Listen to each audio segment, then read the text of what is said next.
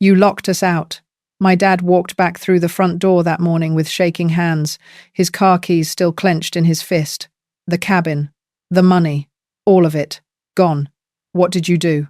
My 18th birthday had been 12 hours earlier. He hadn't said happy birthday then either. My mum stepped forward and slapped me across the face. Hard. Do you have any idea what you've just done to this family? The sting was still there when I turned back to look at her, and I smiled. Not to be cruel. Just because I knew something she didn't, nothing they were about to do would change a single thing.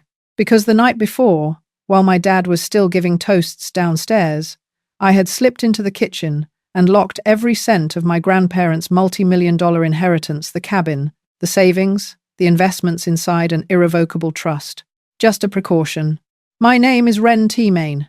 And across town, my uncle, who had already signed a contract to sell property he never once owned, was on the phone with a lawyer. Before I tell you how this started, please hit like and subscribe. Drop your city below. I love knowing where you're listening from. Now, let me take you back 6 years. The summer I turned 12, my grandfather Edmund picked me up in his truck and drove me 40 minutes to Cedar Lake.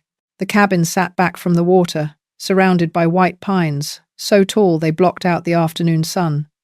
The porch sagged on one side. The screen door never latched right. We spent that morning replacing rotted fence posts along the south side. He showed me how to press a thumb into the wood grain. If it gives, he said, it's done. Inside, Grandma Clara had iced tea waiting at the kitchen table Grandpa had built the year they married. She organized the bookshelves by color because, she said, it made the room feel warmer. Something Grandpa Edmund never mentioned at dinner. He had bought Cedar Lake in 1971 for $9,500. Back then, nobody wanted lakefront land in that county. By the time I was 12, that lot alone was worth more than my dad's entire building supply store. He never talked about it. He just kept the taxes paid and the roof patched more than anyone else ever did. That evening, watching the light turn gold over the water, he wiped sawdust from his hands and said, "Family isn't always blood, Ren. Family is whoever shows up." I thought he was being poetic. He wasn't. That whole summer, I came back every weekend, learning which window stuck, where the water heater leaked, and exactly where Grandpa had hammered the iron property line stakes into the ground himself. Back home, things felt different. At dinner one night, my dad said the cabin was just sitting there losing value. He laughed when I brought up what Grandpa had told me, not meanly, worse, dismissively. "You were 12, Ren." He was just being nice. My younger sister Penny's debate trophy was already framed on the wall. My science fair ribbon was still in my backpack. On the kitchen counter, half hidden under a grocery list, a glossy flyer for Ridgeline development. Lakefront lots. A handwritten phone number in the margin that wasn't my dad's. They laughed at the 12-year-old who had never heard of an irrevocable trust. They had no idea she would be the one holding the document they could never open. 2 years later, Grandpa Edmund was gone.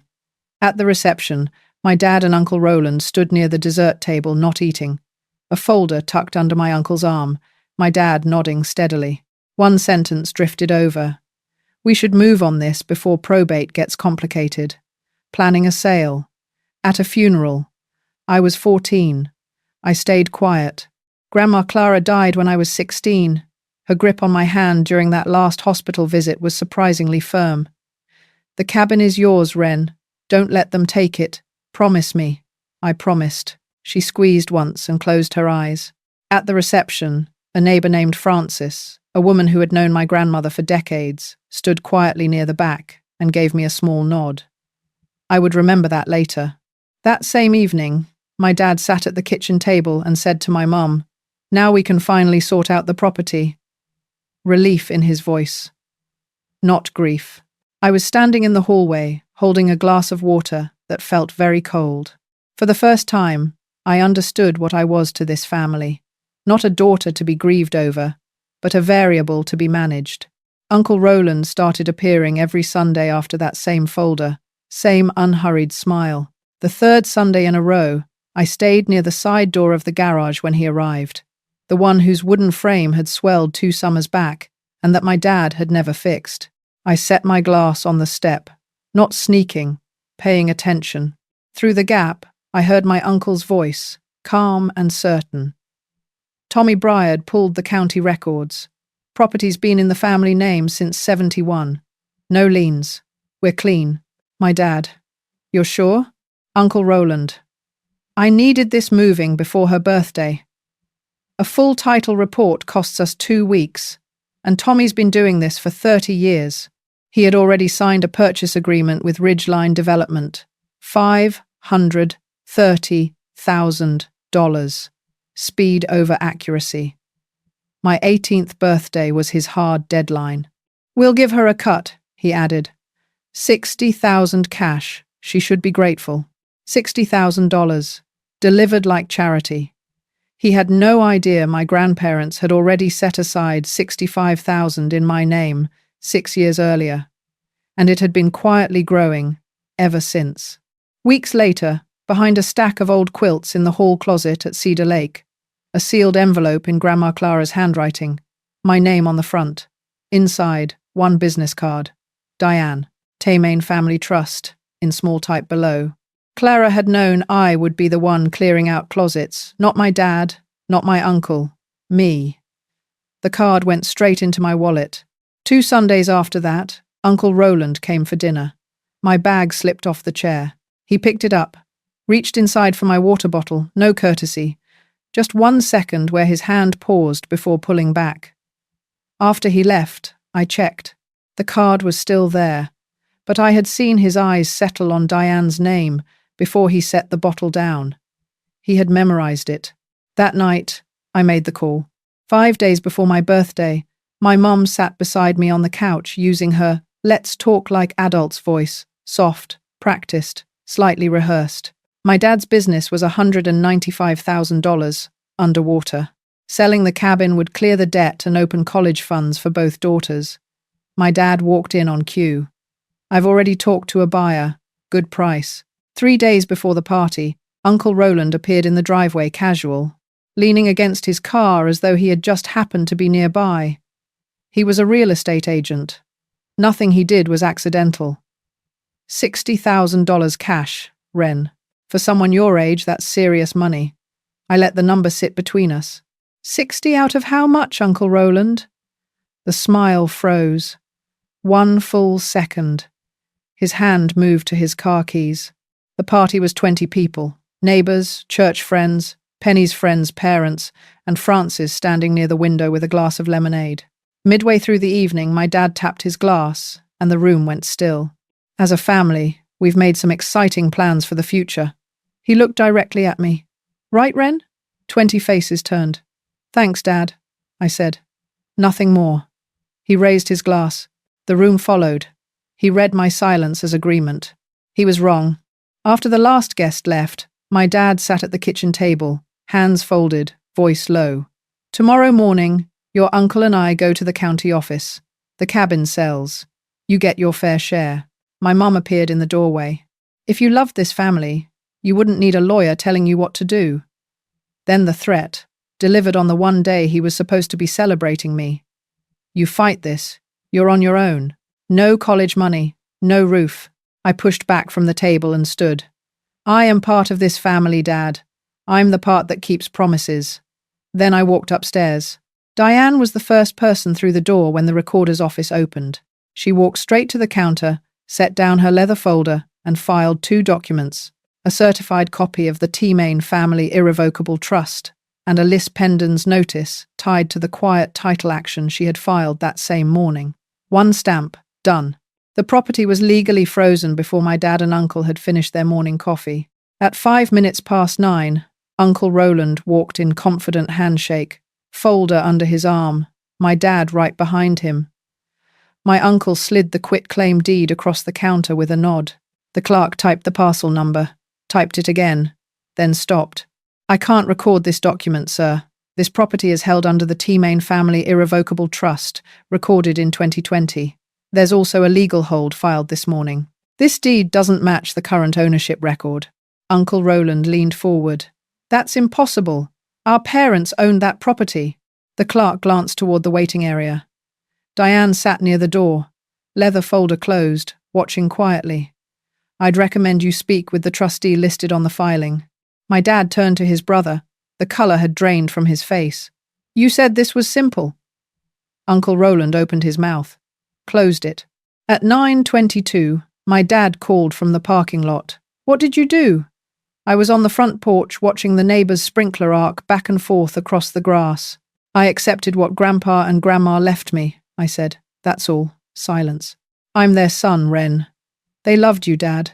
They just didn't trust you with it. He hung up. I counted 3 full arcs of the sprinkler, then set the phone down. My hands were steady. Ridgeline's attorneys pulled my uncle's purchase agreement and found he had signed it during the same window. The recorder's office was already receiving title inquiries on the Cedar Lake property. Tommy Briard gave a 3-sentence statement. He had run historical county records at my uncle's request, found nothing unusual, and provided a verbal assurance. No current title report had been ordered. No one had asked for one. Tommy Briard faced no charges, but his statement eliminated the only defense my uncle had left. Roland had known there was a question about that title and chosen speed over accuracy because my birthday was approaching. No good faith, just a gamble. Civil suit filed, $53,000 in penalties plus $70,000 in additional damages for fraudulent misrepresentation. Uncle Roland's real estate license was suspended, pending investigation. Diane then requested the rejected quit-claim deed from the recorder's office. The notary's stamp on it belonged to someone who had died in 2022. My uncle had assembled this fraud piece by piece, well in advance. The district attorney's office received the referral. Forgery of a notarial act, wire fraud. Felony counts on both. 3 days later, Uncle Roland called my younger sister Penny directly. He told her I had taken everything that belonged to the family, that our grandparents would never have wanted things this way, and that if she signed just one letter, nothing legal, he promised he might recover something for her share. Penny was 15. She screenshotted every message and forwarded the entire thread to Diane's office. My uncle had sent those messages while already a named defendant in active litigation. His own attorney later put it plainly. That was the single decision that converted a civil matter into a criminal one. Frances provided a voluntary statement to the district attorney's office without calling me first. She simply did it. Court filings are public record. The story moved through town, the church parking lot, the checkout line at the market, the corner table at the diner. Not because I said a word, because the filings said everything. The weeks that followed fell like dominoes. Uncle Roland's civil suit moved forward. Ridgeline collected. The district attorney's investigation stayed active, and with a criminal referral on file, reinstatement of his license became essentially impossible. The career he had staked $530,000 on was finished. My dad chose not to contest the trust. He sold the building supply store, worked out a repayment plan with the bank, and kept the house. My mum returned to work at a pharmacy on Lincoln Avenue, the same chain she had left before Penny was born. When neighbors asked, she said she wanted to stay busy. Nobody believed that. Frances never brought it up again. She had done exactly what Grandma Clara would have done. Tommy Briard's name appeared once in the district attorney's file. 3 sentences, no charges. One Sunday afternoon, Penny arrived at Cedar Lake carrying a pizza box and the oversized hoodie she had owned since 8th grade. A heron stood motionless in the shallows near the dock. "Can I come back sometimes?" she asked. "Anytime," I told her. In the desk drawer by the window, I found Grandpa Edmund's letter 1 page. Blue ink, the handwriting loosening toward the bottom, the way it always did when he was tired. The last line, "Take care of it. It took care of you first." Diane called that week. The education fund my grandparents had quietly set aside, $65,000. 6 years earlier had grown to $81,000.